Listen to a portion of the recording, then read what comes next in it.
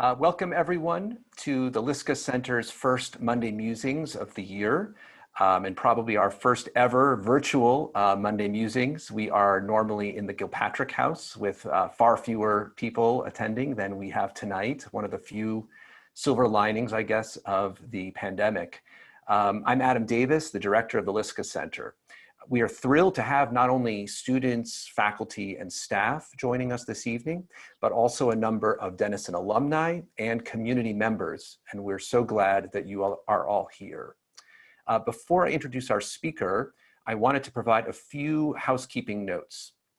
First, we are recording this session and plan to post the recording on the Lisska Center website.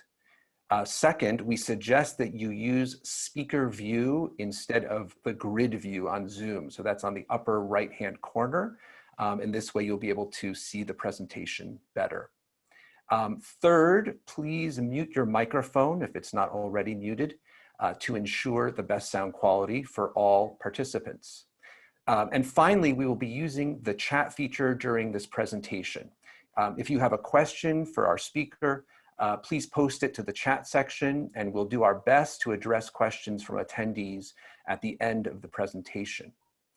Before we begin tonight's program, I did want to make sure everyone knows about our upcoming symposium, the Lisska Center Symposium, on Monday, September 14th at 7:30 p.m. with Sue Halpern, who writes about technology and politics for the New Yorker magazine and the New York Review of Books. She was originally scheduled, of course, to come to campus last March, the end of March, and this has now been rescheduled for September 14th. We'll be talking with her on the 14th about technology and the future of democracy. How is technology reshaping where we get our information and misinformation from, and the form that that information takes? How is social media impacting our political culture and our elections and election campaigns? What's happening to privacy in this new digital age? Above all, does technology have the potential to advance democratic ideals or merely threaten them? You won't want to miss this timely conversation taking place again on September 14th via Zoom, and there will be a registration form to fill out just like for tonight's event. And our next Monday Musings event will take place on Monday, October 5th at 7:30 p.m., also rescheduled from last spring, when Dr. Fred Porchadou, a medievalist in Denison's English department, will interview me about my new book, The Medieval Economy of Salvation, Charity, Commerce, and the Rise of the Hospital.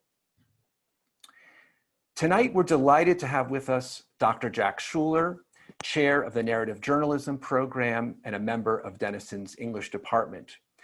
He is the author of several books, Calling Out Liberty, The Stono Slave Rebellion, and the Universal Struggle for Human Rights, published in 2009. Blood and Bone, Truth and Reconciliation in a Southern Town from 2012, and The 13th Turn, A History of the Noose, which was published in 2014. He's the co-editor, or soon to be in just a few days, along with Denison's Mike Crowley, of a collection of essays, Midland, Reports from Flyover Country, that is set to appear on September 8th, so next week. Jack's writing has appeared in The Atlantic, the Christian Science Monitor, Salon, and the LA Times, among others. Tonight, he will share with us his findings from his other new book, unbelievably coming out also on September 8th. How many times does an author have two books coming out on the exact same day in the same year? And this is being published by Counterpoint. This is Ohio, the Overdose Crisis and the Front Lines of a New America. We're also eager tonight to learn more about Jack's reporting on the Black Lives Matter movement in rural small-town Ohio, which appeared in a fascinating article just last month in the New Republic. And the title of that article, and that's how I actually wanted to start tonight before we get to his book, the title was, Can the White People of Small-Town America Get Behind the Movement for Black Lives Matter?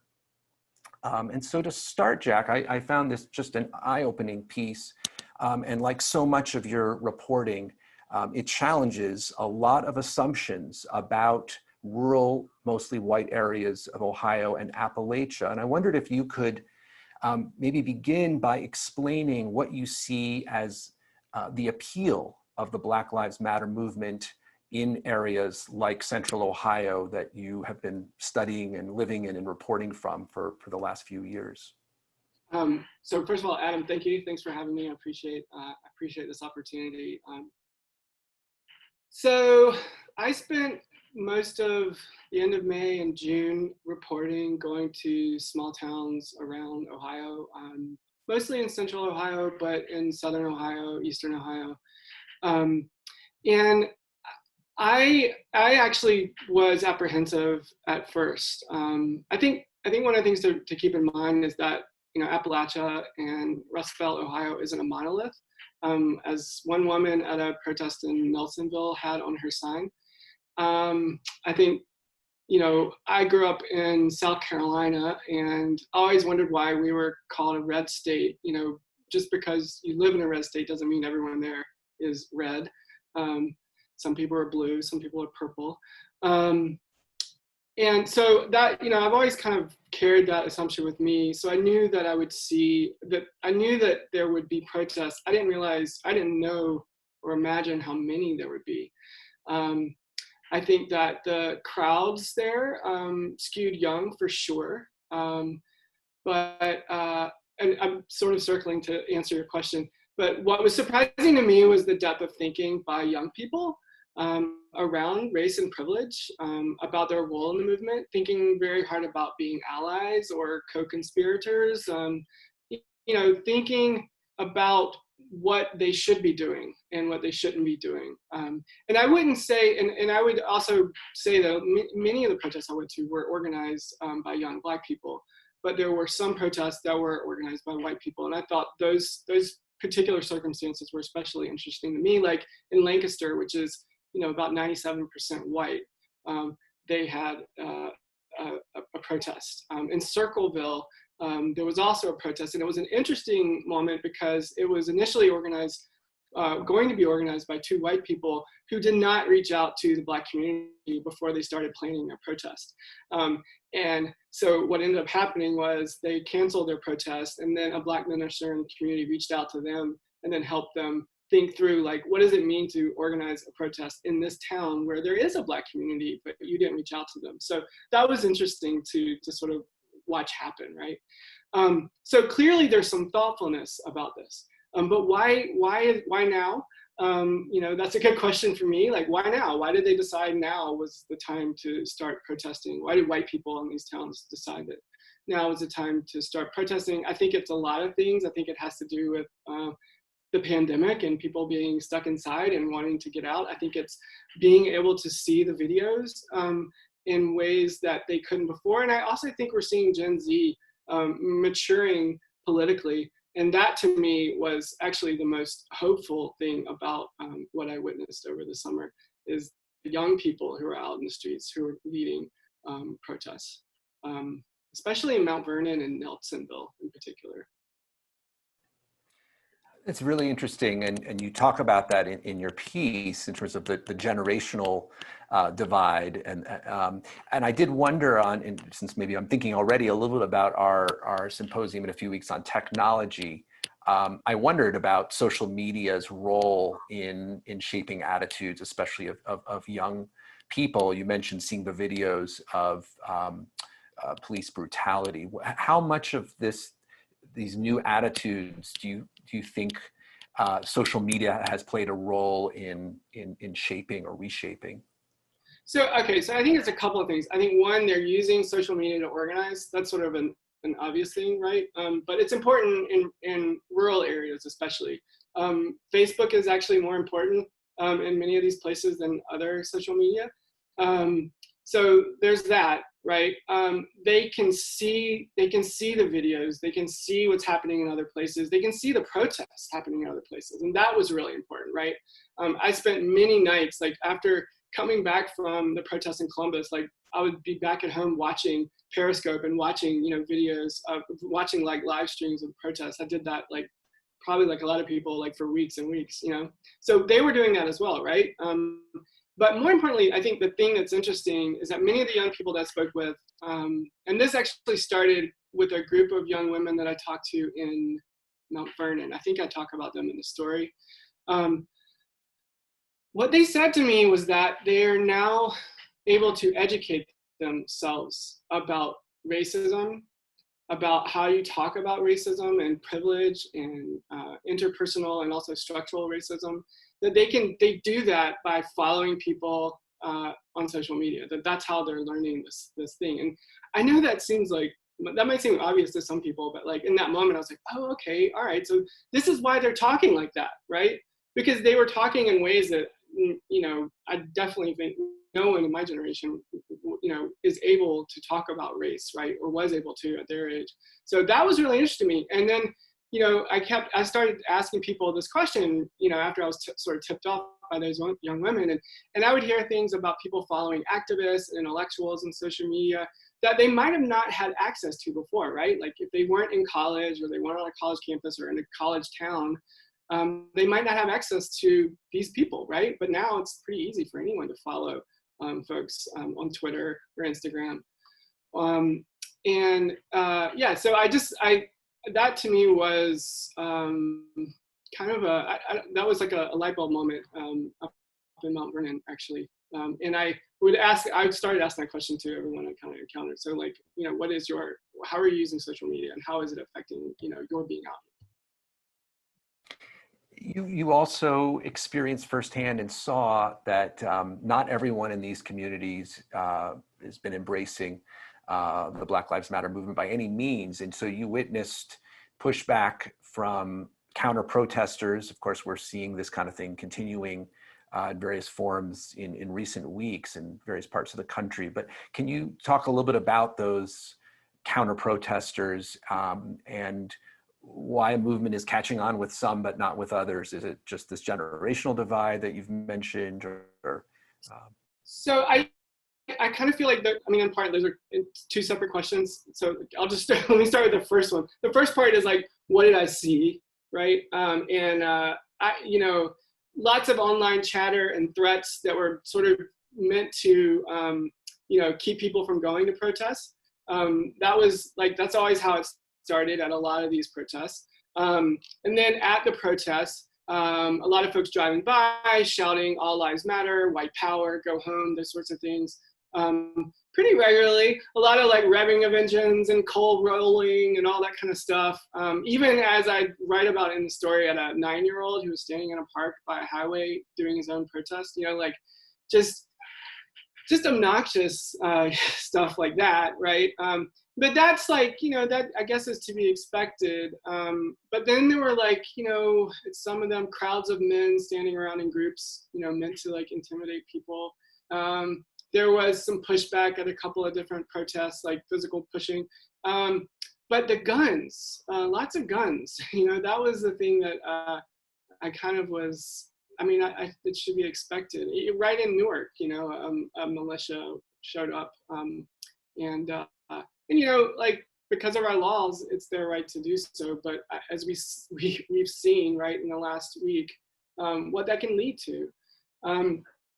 In Lancaster 2 weeks ago, you know, they've been having a demonstration there every Wednesday, all summer long, a group of young people called the Instigators.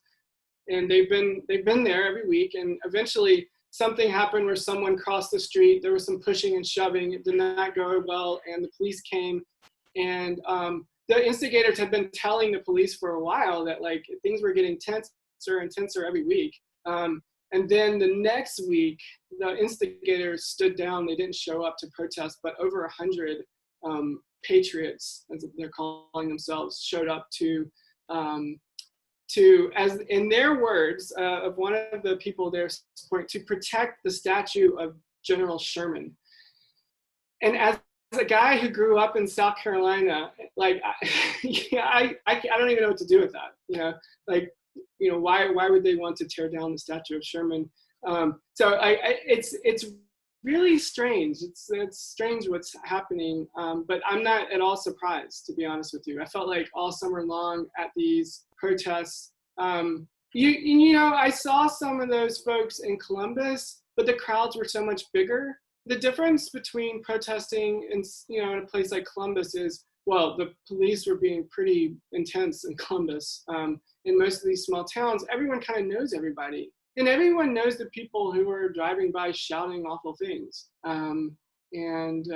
So I don't know where that's going to go. I don't really, I don't have a positive outlook on it, to be quite honest with you. I think that we need to be paying attention to it. I know that in Lancaster that things seem to be cooling a bit, but you know, it's scary. Not to be a dumb.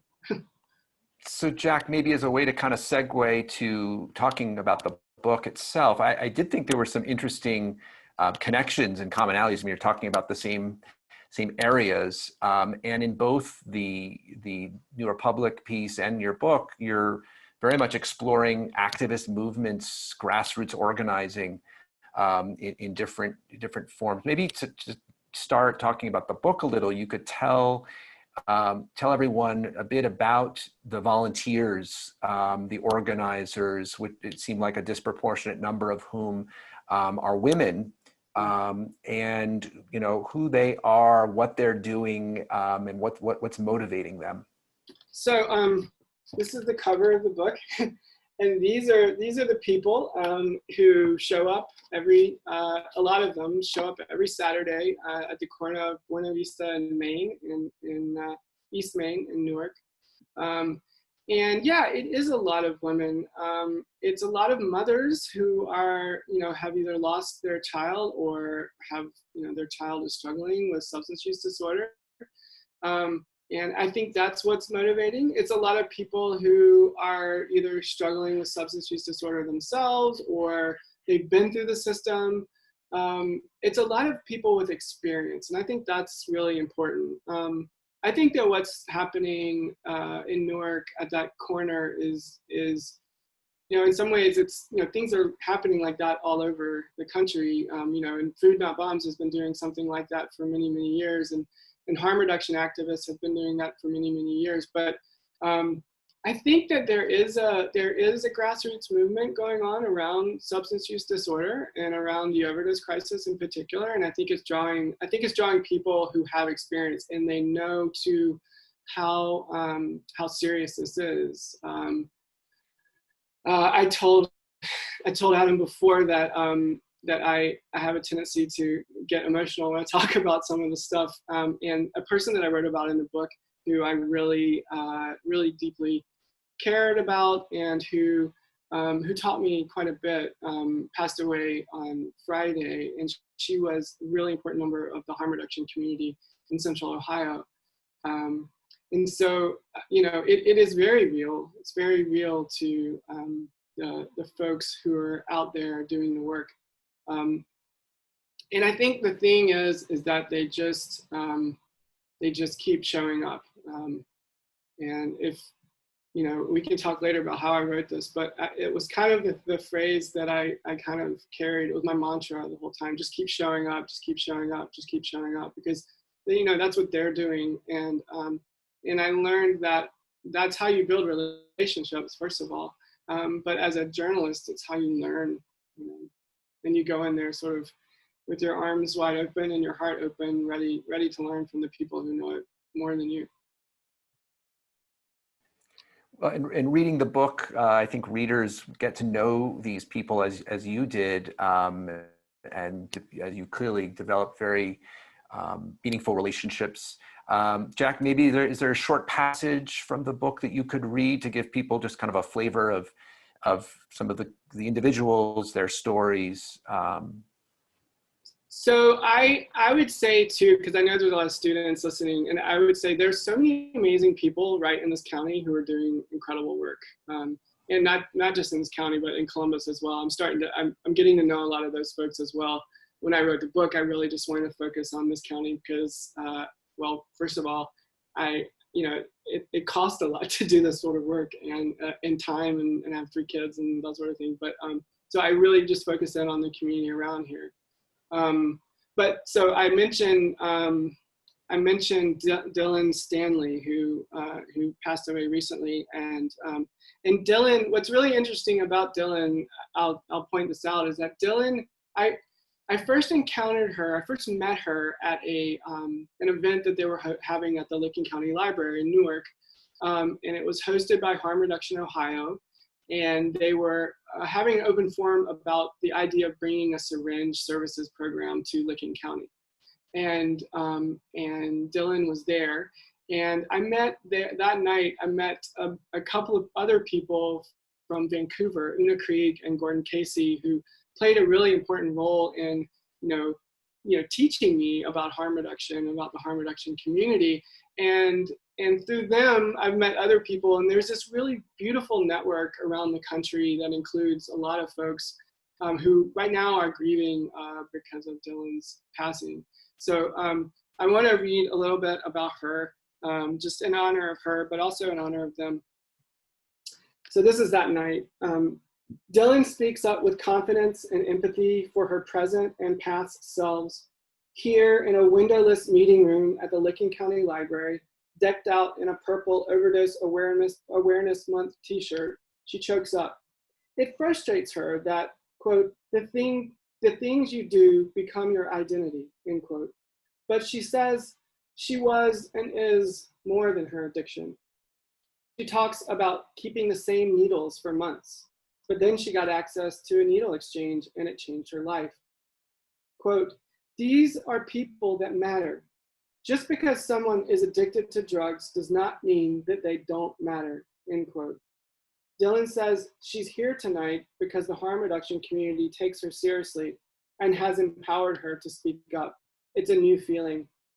Dylan says that she got where she is today because she had access to an SSP in Columbus, Ohio called SafePoint. She looks over to Rick Barclay, a program manager from SafePoint, a dark-haired man with a big grin and a can of Jolt Cola. Rick smiles at her in agreement. Rick is also in recovery and dismisses outright any suggestion that harm reduction is enabling. We have to meet people where they are, he says. Some people in the room nod in agreement. Yeah, so,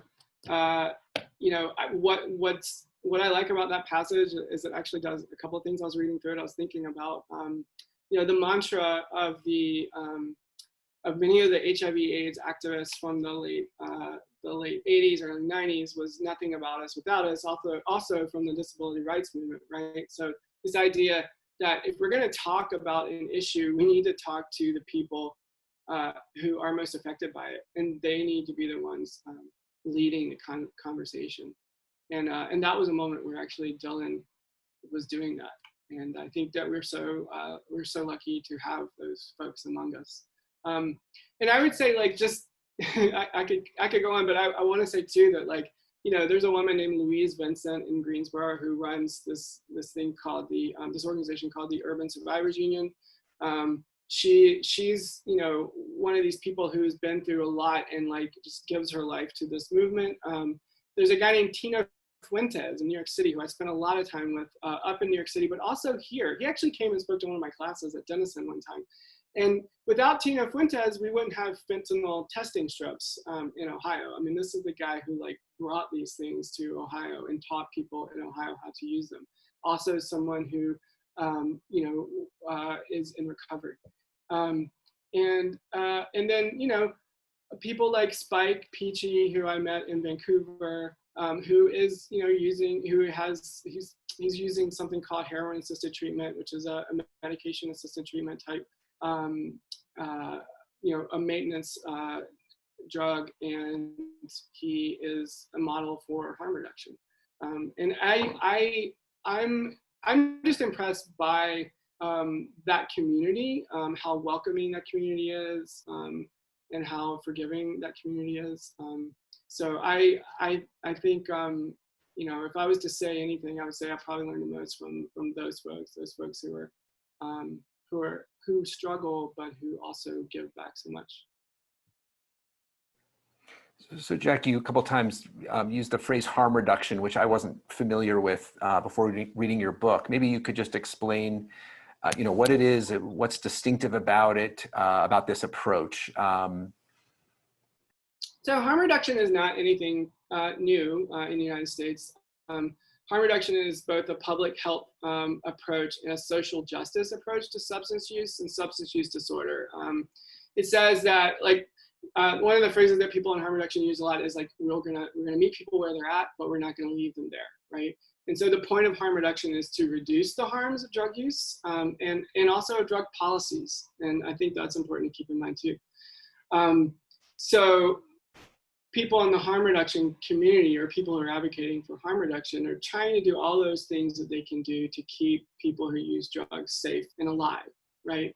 And this is everything from Narcan, or naloxone, which is the opioid overdose reversing drug, to safe consumption sites, which are very controversial here in the United States, but actually do save lives.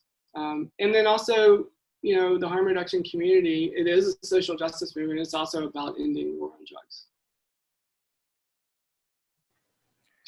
So one big question that runs through your book that I was interested to hear you talk a little bit more is this whole question of assigning blame and explaining the sort of root cause of this crisis. We read a lot about Big Pharma and the Sackler family, doctors who are complicit and so forth, government failure of federal oversight, of state governments. What's your take on this question of blame? So the first thing I would just say is I'm looking at this Post-it note on my wall, and in 2019, the estimated number of people who've died from an unintentional drug overdose, and that's the term that the CDC uses, is 70,980. In 2018, the number was 68,557. In 2017, the number was 70,699. And in 2016, the number was 63,632, right? That's a lot of people. Most of them are dying not because of OxyContin. They're dying because they are using drugs. They're purchasing what they think is cocaine or what they think is heroin. And now everyone knows that there's really no heroin on the street. It's fentanyl. In 2016, 2017, there was a lot of carfentanil, which is a really strong version of fentanyl in Ohio, and that was causing a lot of people to overdose. It's the supply of drugs. That's why people are overdosing and dying. But the story that we hear often is that it was Big Pharma, and Big Pharma somehow got everyone addicted to drugs, and they're the ones to blame. I would be the first to tell you that we need to go after their money. We need, they did things that were unconscionable. They told people that, that the substance wasn't habit forming, and, pretty much any substance can be habit forming. But they also argued that it was a wonder drug, and it kind of is a wonder drug, right? It works. But what they did was they targeted a place that lacked healthcare, where there was a lot of people in pain. And then the pill mills came along, and people were putting a lot of pills on the streets. And I think this is another thing, is that people think that people start, they are pain patients, and then they go from being a pain patient to someone who uses heroin or uses fentanyl. But most of the people who started were starting because they were getting diverted drugs, right? And so it's a complicated story, right? It's not just let's blame Big Pharma. There's a lot of things going on, and I think books like Dreamland, they do a really good job of telling that story. But the story ends, and people in Portsmouth, Ohio, are injecting heroin, and then they're injecting fentanyl, and they're dying, and they're still dying. And Portsmouth, Ohio, where Dreamland takes place, is sort of the epicenter again of overdose in Ohio. So I think that we go after big pharma. I mean, they did write those emails. They did, buddy up to doctors and impress them with, koozies and lunches and all kinds of crazy stuff. And they did that, right? We know that. So we should go after the money. But that doesn't mean that this whole other story isn't going on, and it's still going on. And I think that, like, if we give that too much attention, we forget that people are still dying. The pill mills, the so-called pill mills, were closed in Ohio in 2011, right? And yet people are still dying. It is, who's to blame? In some ways we're all to blame, because it's a kind of it's a collective moral failing, right? And we don't really have the collective will, it doesn't seem to me, to address poverty and racism in ways that actually might work. The places where this was happening the most, Portsmouth, Dayton, Akron, right, are places that, are economically devastated, right? That's part of it. But Ohio, there's nothing terribly unusual about Ohio in terms of like rates of addiction and that sort of thing. But people are dying in part now because of the drug supply.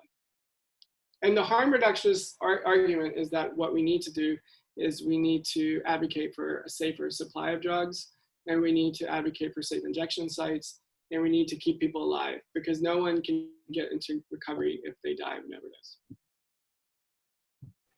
It almost seems that the big pharma pointing blame is almost an easier problem to solve than these larger, more complex issues you talk about in the book, like social dislocation. You use that phrase a lot. And the need for psychosocial integration and poverty, trying to eradicate poverty. Well, look at how it started, right? I mean, it's easier. I mean, when I first moved here, I have a lower back issue like everybody in the earth.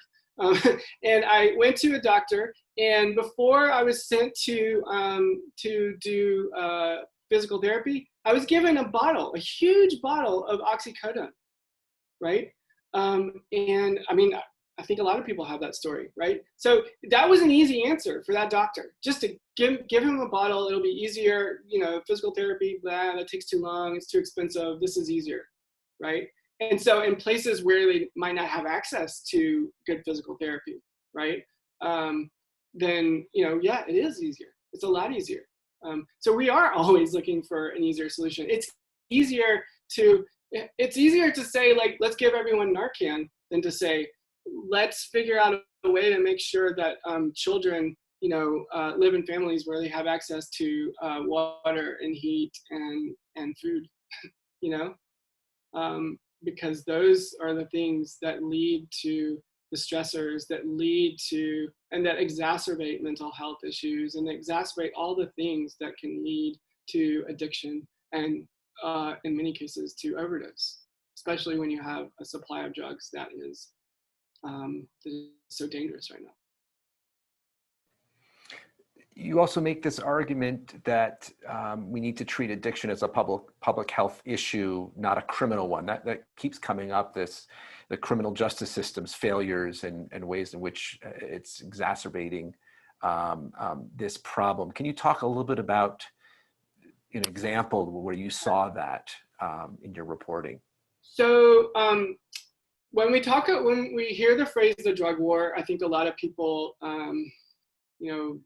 the first thing that I think about is overcrowded jails. I think about, the ways in which, the percentage of Black men in Ohio's prisons doesn't equal to the percentage of, the population, all that stuff. I think about that, right, initially. And that's sort of how I walked into this book. And I talk about, there's a person in the book early on who, fits that story that many of us know. But the drug war, it's that, right? It is that. And it is like all the money the DEA is spending on like going after drug lords and all that kind of stuff, right? It's that. But it's also really mundane, stupid stuff. One of the central people in the book is a young man named Billy. And Billy is a harm reduction activist, and at the point when I'm writing about him in the book, Billy is dealing with a charge from, I think it was 2 or 3 years before, that was down in Waverly, which is in Pike County, south of here. And the charge was, it stemmed from an overdose that he had while he was in treatment in Pike County. So he's in treatment. He gets access to some heroin. He shoots up, he overdoses, he goes to the hospital. When he's in the hospital, a sheriff's deputy comes to him and says, you're going to be charged with abuse of harmful intoxicants, right? This is for his own overdose, right? Where he almost died. And he's being charged with abuse of harmful intoxicants. And it's that sort of absurdity, right? Like, so then he has to spend all this time and energy going down to Waverly. And I went down there with him one day. We drove down there. We left at like 6:30 in the morning. We get there. We go to Burger King. We had egg croissant sandwiches or something. We sit outside. He smokes a cigarette. We go inside. It's like 8:30. We're standing around. And it's a lot of people. If you just scan the room, it's a lot of people who need to be at work, right? It's very working class, excuse working class, definitely. It's people like Billy. Billy's a painter, and he's like in his painting clothes. So there's a lot of people in painting clothes. In fact, he spends half the time talking to different painters about jobs and this, that, and the other. But we wait there for 4 hours, and he doesn't get to see a judge, right? And that was just one day of his life. And so that 4 hours that morning, and then the hour and a half to get back, or whatever it was, like, it's a day that's wasted. The winter is coming, like he's trying to get a lot of work done. Some of his employees hadn't showed up to work, and like he's dealing with all this stuff on the phone, and like he doesn't get to see a judge, and it happens again and again and again. And you go to you go to courtrooms and you see women hanging out holding their babies waiting to go see a judge. All these things, that is the drug war. It's dripping, it's like, it's constant. It's people always dealing with charges. And it isn't solving anything. It hasn't solved anything. It has never solved anything. When I first started working on, one of the stories that is in the book is about the charge of drug-induced homicide. And those are laws that have been enacted really starting in the late 80s, early 90s in the United States. And they haven't really been used until very recently. And they're very popular, right? Someone overdoses, you find out who they got the drugs from, and you charge them with murder or some sort of manslaughter charge or whatever. Every state sort of in our region has them. They're very popular for some reason in this little cluster of the Midwest. And when I started doing the research on that, I was like, well, how long has these kinds of laws existed? And my editor at the New Republic said, well, why don't you go to the library? And so I was like, okay, I'll go to the library. And I actually started looking in the databases. There's awesome databases, Denison students, that you have access to at our library, and looking at historical newspapers. And I was able to find like people being charged with the murder of someone who died from a drug overdose well into the 1870s and 1860s, right? And the drug was maybe laudanum or something like that. But like, you see that, and it increases, with the turn of the century. And then you start to see like, well, who are the people being charged? Well, it's mostly Black men who are being charged, right? And so we've been doing this. I get really animated about this, but we've been doing this crap for so long, and it doesn't work, and it's a waste of money. We need the collective imagination to consider trying something else. So just a minute, we'll turn to our listeners for questions. People should feel free to put questions in the chat box, which Jack will be happy to answer. Maybe one last question, Jack, before we turn to the Q&A.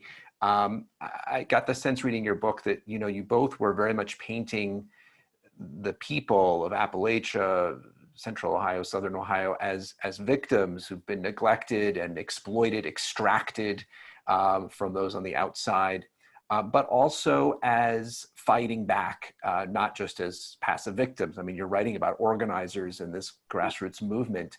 And so I wondered, looking back on the book now, with it coming out next week, whether you ultimately see this more as a depressing story or a hopeful one going forward. Well, I mean, you know, they're victims of extractive capitalism for sure. But I actually do think this is a hopeful story. I wanted to write a hopeful story, and I think that in some ways I did. You know, it's called This Is Ohio for a reason. I was kind of getting tired of many of the stories, and it was actually one story in particular, and I won't say who wrote it, and I won't say where it was published, but it was really, it was in the height of the carfentanil crisis in Ohio, when many people were overdosing and many people were dying. And it was basically, here's this state and everyone's on their knees and they're just, you know, they don't know what to do, right? The bodies are in the morgues, and they're getting refrigerator trucks, and you know, that story was repeated over and over again. Forget the fact that, you know, there are people in those communities who are you know, people who use drugs, right, who are saying, look, government official, there's something going on here. There's something up with this drug that we were taking. We need to warn everyone. We need to, you know, that's how the information started getting out, was because those were the people who were saying something's going on, right?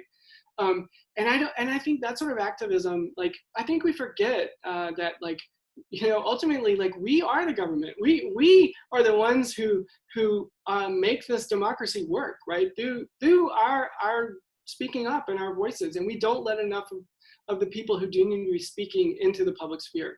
And I would say, like, for folks who want to read about how that happened in Licking County, the whole, during, was it 2018, during the winter of 2018, the activists in the local community were showing up at city council meetings just angry because of homelessness in the community and the way homeless people who are unhoused were being treated in the community.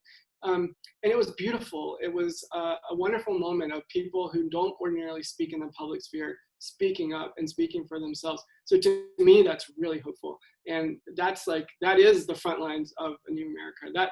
That sort of activism. Has it led to policy changes? Well, hell yeah, it has led to policy changes in Ohio. So yeah, so I do think it's hopeful. I really do. Folks should feel free to put questions in the chat box, and we will relay them to Jack. We did have a question, speaking of policy, you just mentioned policy. Could you say something more about this idea that every overdose is a policy failure? So people shouldn't be dying of overdoses. I mean, we know things that work. When I had the opportunity to go to Vancouver, and thank you, the Denison University Research Foundation. And it was really instructive for me to actually go and visit what they have in Vancouver. They've set up these things called overdose prevention sites, and the people who run them, one person said it's like a lifeguard station, basically. And it's a room, or in one case, an old bank that's being used as a place for people to inject. And there are people on standby who are trained to use naloxone or to administer oxygen. No one has ever died. People are not dying in these places. If they're dying in Vancouver, they're dying because they're using alone, or because you know, they don't have access to naloxone, right? So in these places, people live. And when they fought for this in Philadelphia, people freaked out. And there was a writer for the Philadelphia Inquirer, and he changed his name, his Twitter name, to "Every Overdose is a Policy Failure." And I thought, that's it. That encapsulates it. And his name was Abraham Gutman. He's awesome. He's a young force of nature. I think he's going to do some really cool things, and he already has. But to me, that's sort of like, that's it right there. I mean, every overdose. So and then also, you know, the number, that the percentage of people who die post-prison or post-jail from an overdose is really high. That's a policy failure because of the drug war. The list is long, but I would just say, like, that immediate thing, if you just look at, like, we know what works. We know it can work. It's not pretty. And I can tell you, like, I write about this in the book. It was, I thought that I'd seen everything, but walking into a room where a lot of people are injecting, and this, you know, it's intense, right?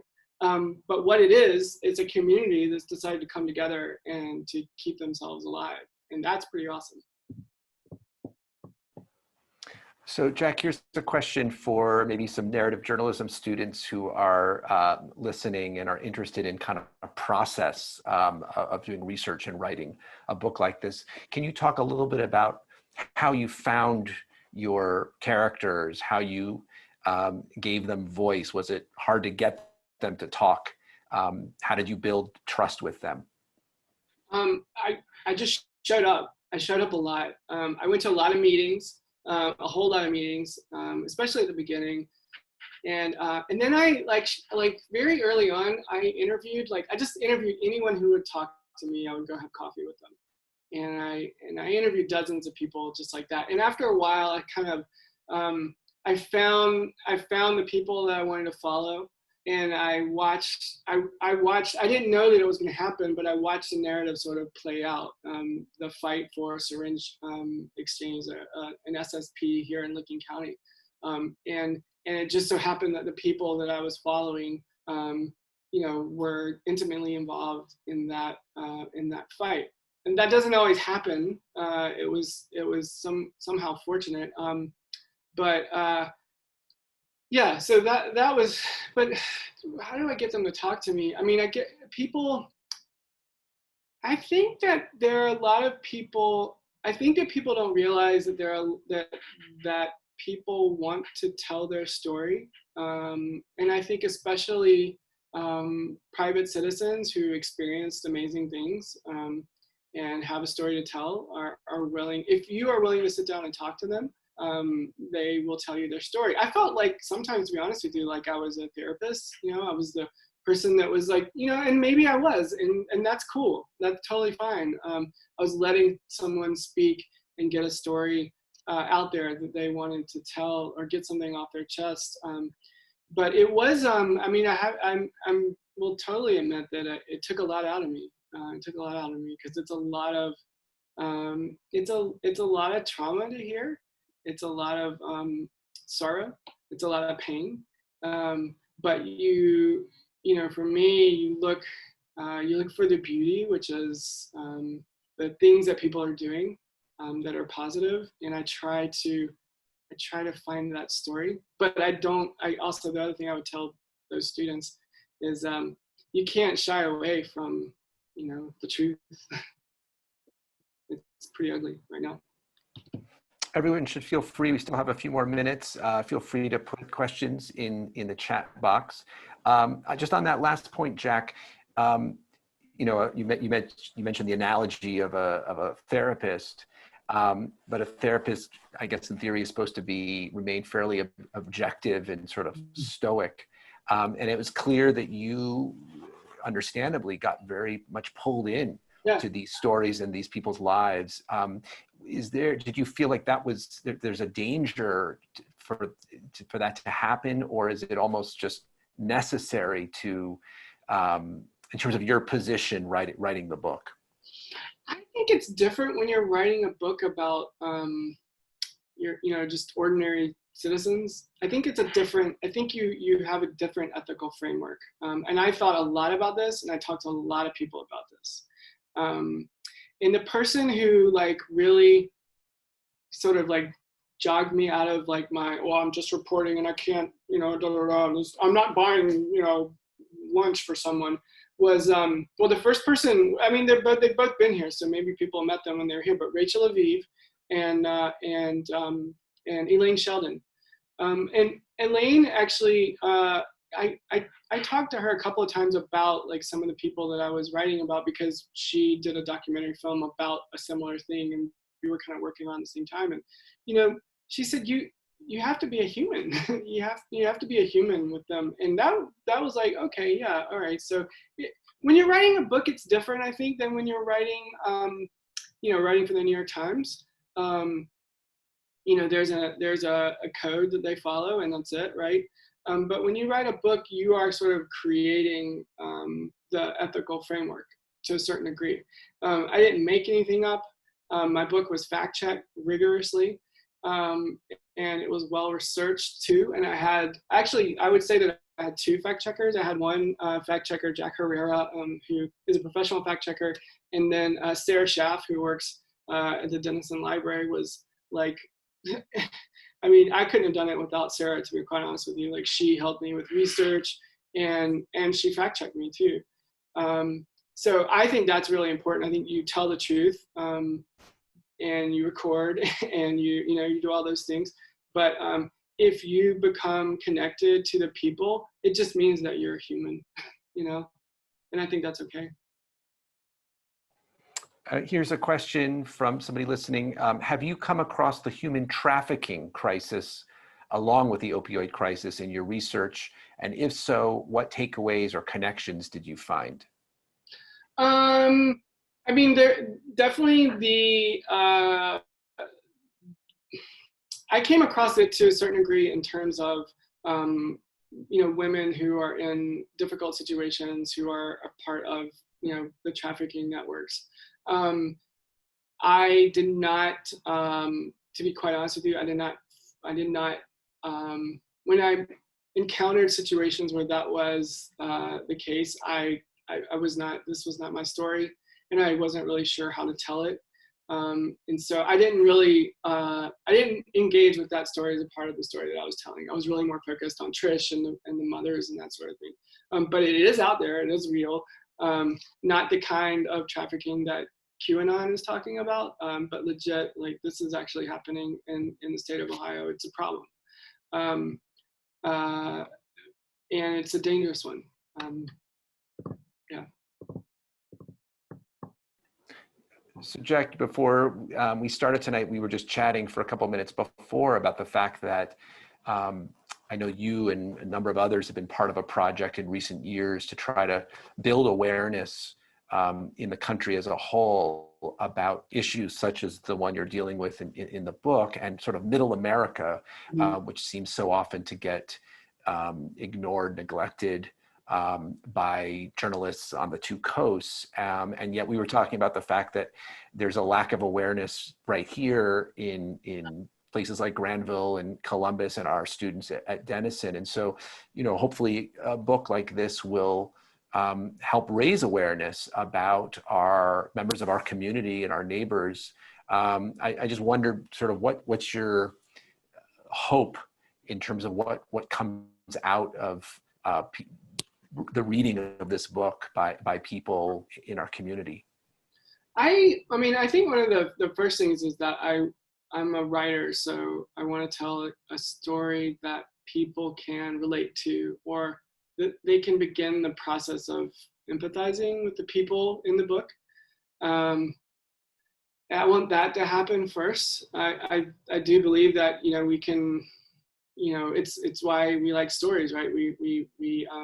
The word empathy comes from a German word, Einfühlung, or something like that. It means to feel into, right? And so I do believe that, like, reading is a process where we can begin to feel into others' experiences. But empathy is very limited, right? Because you can't really experience what it's like to be someone in prison for a stupid drug charge, in Ohio, unless you've actually been there, right? But I want that to happen, but I also want people to pay attention to the complexity of this issue, and to realize that it's not just, we're not going to sue it out of big pharma. We're not going to, come up with a solution if we do that. I mentioned to you that, like, I started reporting this, and I can remember the day I was with someone, and we were talking to some people who were unhoused, and they were sort of in transition, and they told us about a place that is probably from here about 6 or 7 miles, and it is a train yard. And at the time, a lot of people who are unhoused were living in the train cars, and so I went there, and when I got home, I looked and I saw that, like, that train yard was actually 5 miles from a house that cost $500,000. And I think until we, like, begin talking about that, right, then we're not going to solve the overdose crisis. We need to be talking about that, and we need to be figuring that out. And that's a whole nother conversation, but I have opinions about it. One very last question, Jack. A student wrote in and wondered whether you see in general in the last few years progress being made in Licking County and Ohio in general. Are the trend lines going in a positive direction or negative? Well, right now they're going in negative, and I think some of that has to do with with coronavirus and isolation and all kinds of things are causing, and also the supply is out of whack, and there's a lot going on there too. So overdoses are up, and people need access to naloxone, and that is happening. There is an increase in access to naloxone, but I think that there are more services, certainly, for people who use drugs in Licking County than there were when I started this. Absolutely, that's totally true. But we don't have a methadone clinic. The closest methadone clinic is on the other side of Columbus, which is hard for people who use drugs in Columbus to get to if they don't have access to a vehicle, right? I mean, and that's killing a lot of people. Lack of access to those measures. We've barely begun the conversation about heroin-assisted treatment in this country. We don't have enough access to medication-assisted treatment, things that we know work to address opioid use disorder. We barely we haven't even talked about methamphetamine use in this conversation, but a lot of people who are overdosing are using methamphetamines, and the methamphetamine has fentanyl in it, and that is what's killing them. So that's happening too, and we're not addressing that. We don't have any real platform in Ohio for harm reduction around methamphetamine use. There's a lot of things that we need to be doing. And besides that, we are ramping up the drug war. The current budget, pumps a lot of money to the DEA, continues to pump money into the DEA. And again, we know it doesn't work. It just doesn't work. So I'm not positive in that sense, no. Well, we're going to have to leave it there, but thank you so much, Jack, for joining us tonight and sharing your insights on this incredibly important and local topic. And congratulations on the publication of the book, of both books, next week. We just wanted to thank everybody for joining us. This was our first ever virtual event for the Lisska Center, with many more to follow. We're going to send out just a very short survey to see how it went tonight, to make sure you could hear us. Hopefully we were not muted or garbled. And we hope very much that you will join us for our future events, particularly our virtual symposium with Sue Halpern on democracy and technology. Again, that's on Monday, September 14th at 7:30 p.m. And we hope to see you all then. All right, thanks so much. Thank you, Adam. Bye. Bye.